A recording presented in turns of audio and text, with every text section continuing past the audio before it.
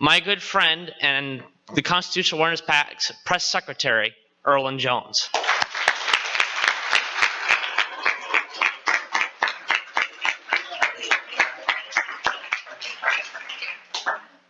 I'll give you like a 5-minute buffer. I'll just put this, that's fine. No. Okay, thank you for a little height here.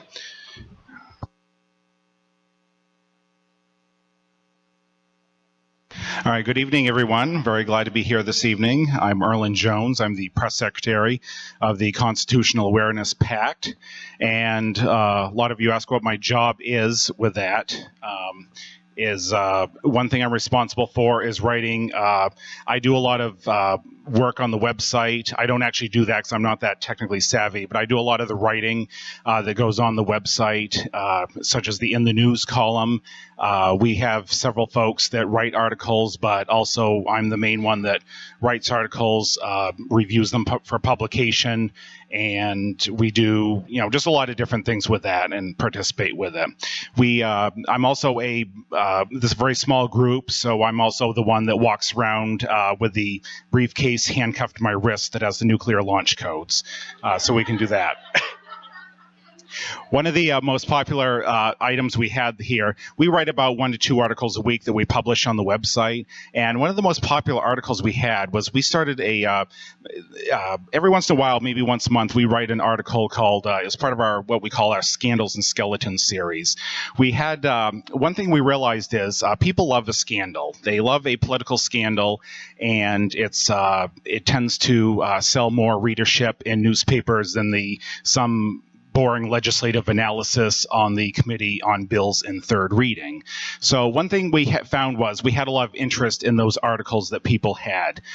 They read them and had a lot of interest. So one thing we did was our most popular article happened on the Teapot Dome scandal, and I just wanted to review that tonight. This will kind of break up the convention a little bit. What people ask, what does political scandal have to do with the United States Constitution? Well, the United States Constitution was written simply to protect us from scandals like this. The writers of the Constitution and the Bill of Rights, they realize that people can have a tendency to, if they're not reined in and kept in order, they have a tendency to become corrupt. They have a tendency to go off track. And and when you have a government, large, rich government with lots of money flowing into it, it's lots of times way too much temptation. The Teapot Dome scandal, a lot of students nowadays haven't really heard of this, which is sad. This scandal occurred in the early 1920s, and until the Watergate scandal of the 1970s, this was, for that 50 years, this was that big scandal. It was everywhere. It was in our politics, in our history, and everything. So it's, people talk about how bad the scandals are in Washington today, but I think back then they were just as bad because there's a lot of money involved. So I'm just going to review the Teapot Dome scandal. Most of you folks read the article, but I'll show you some photos to go along with it. The Teapot Dome scandal occurred back in the 1920s, there was a lot going on, a lot of change in our national lands and our national energy policy and everything. You can flip the slide, Noah.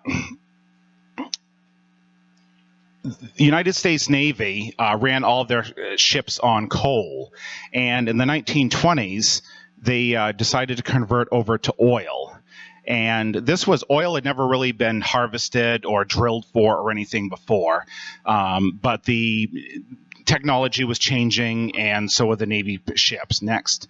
And so what we have is we had the Navy changing over their ships to oil, and we also had oil-powered cars, which were coming into existence as well.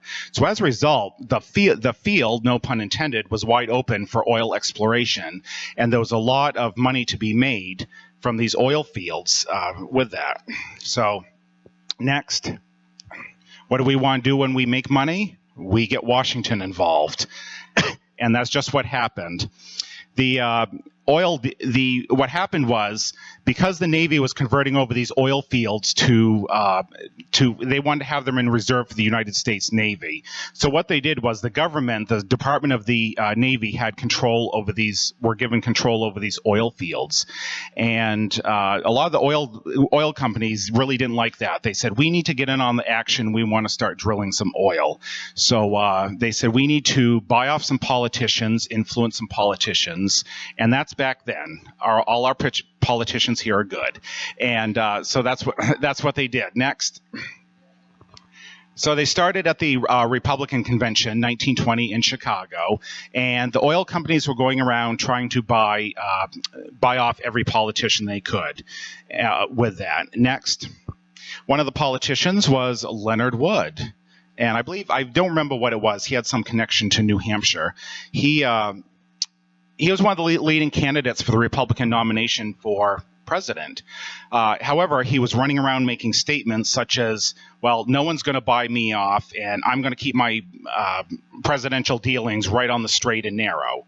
Well, any politician back then running would say that, but this guy actually said it like he actually meant it, and we certainly couldn't have that. So what happened was he ended up losing support in the Republican primary, and a little-known Ohio senator named Warren Harding ended up getting the nomination for Republican, and he ended up winning the presidential election. Next. Here's a photo of President Harding. And President Harding, he was not necessarily a corrupt man. The problem was he surrounded himself by a lot of corrupt people, and a lot of them were bought off by the oil interests, and they wanted a Secretary of the Interior appointed that was in their pockets so that they could, enjoy leases to these naval oil reserves and everything. Next. This is a photo of President Harding's cabinet. Don't they all look a little shifty? Next. And this is who President Harding appointed Secretary of the Interior. And appointed a name named Albert Fall. And Albert Fall was with the program. He was going to get the oil leases away from the Secretary of the Navy and get it appointed to the Department of the Interior so that he could sell off these oil leases. And that's pretty much what he did. So President Harding did just what he had him do. Next.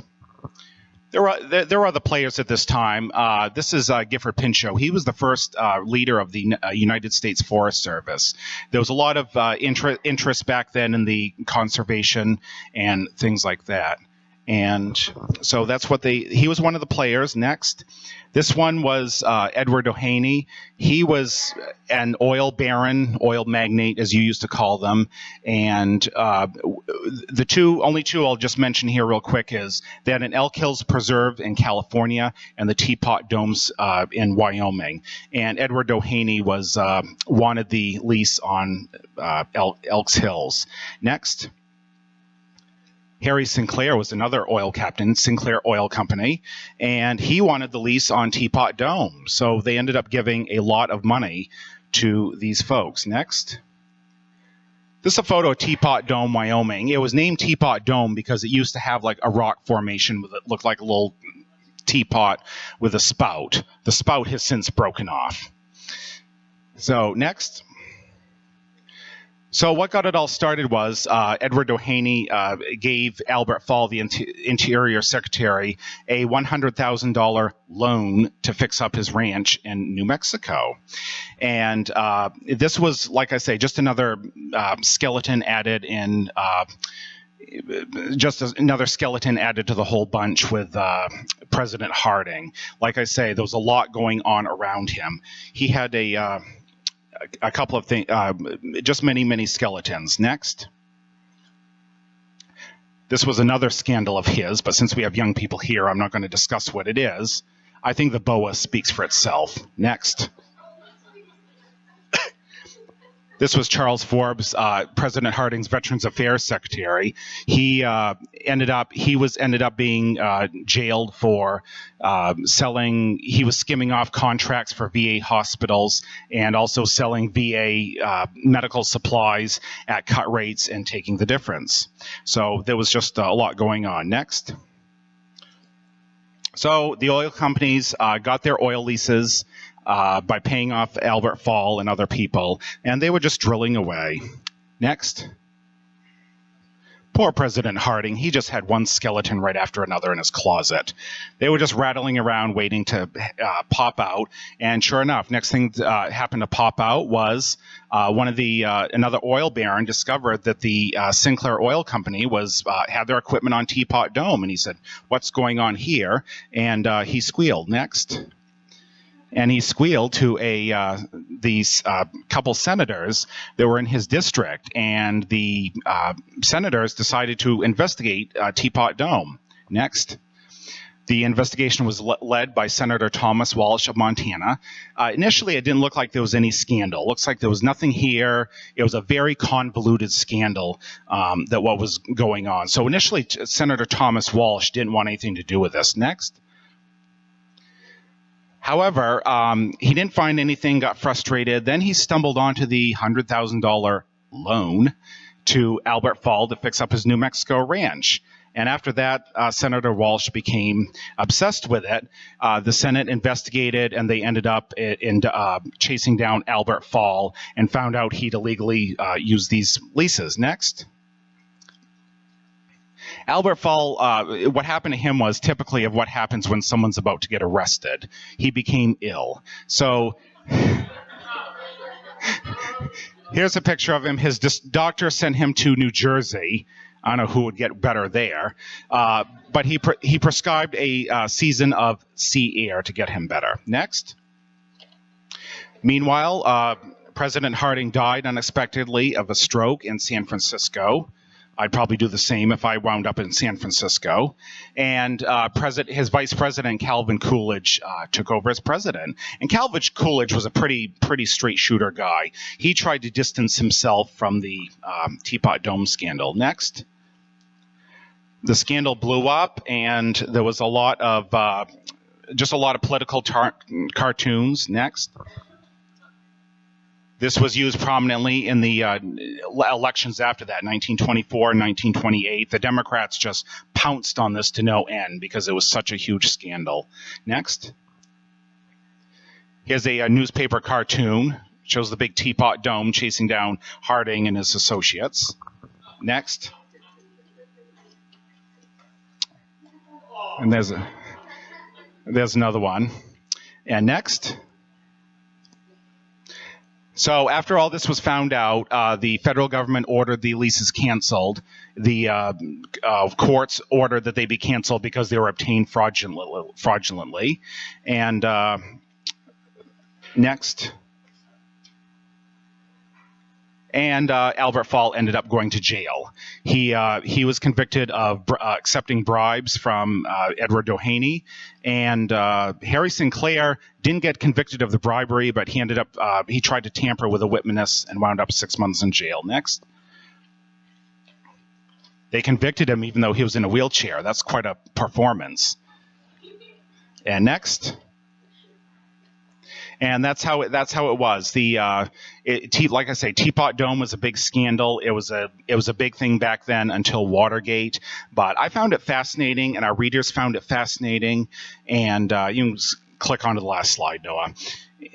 We just found it. I encourage anyone to read any books. The previous book on the previous slide was one I read, and they have a lot of other books about it. It's just fascinating. Shows that the Constitution really worked in this case because it protected the American people from corruption. Because if they hadn't, and I'm all for oil exploration, I'm all for mining, go, go, go. But this was a place where 2 or 3 individual companies would have taken over masses of public lands years ago, and thankfully the U.S. Congress investigated, the Constitution worked, and everything. So I encourage everyone to follow on the news in the news section on our website and see what other good things are coming up. We might just rattle another skeleton or two out of the closet.